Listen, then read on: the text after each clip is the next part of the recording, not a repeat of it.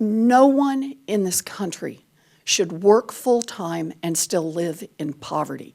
And that's what raising the minimum wage is all about. And why is this a women and families issue? Well, because more than half of those who would be affected if we raise the minimum wage are women. And more to the point, if we raise the minimum wage, that would raise living standards for 14 million children in America. Think about that.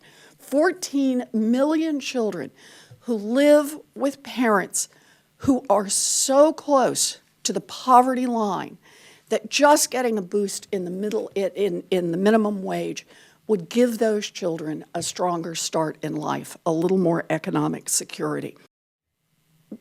But I want to drive home for everybody here, if I can, these kinds of policies really matter. We throw around lots of numbers, 14 million children. I want to tell you about just one of those children, me.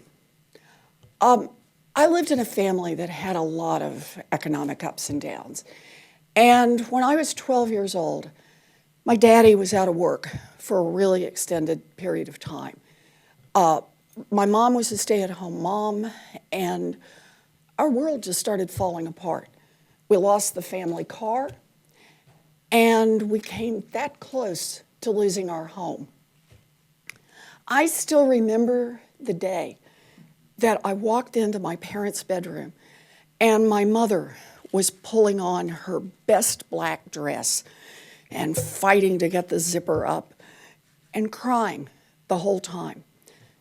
And she kept talking. I don't know if she was talking to me or talking to herself, but she kept saying, "We will not lose this house.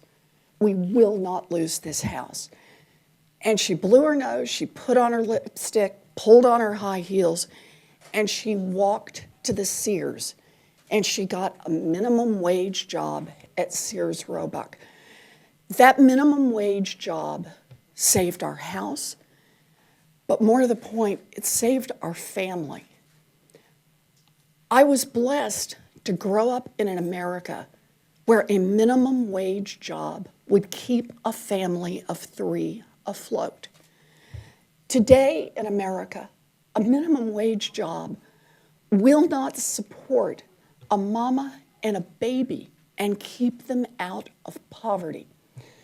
So every time we talk about these policies, we have to remember there are real people who are touched by this, not in small ways, but in big ways.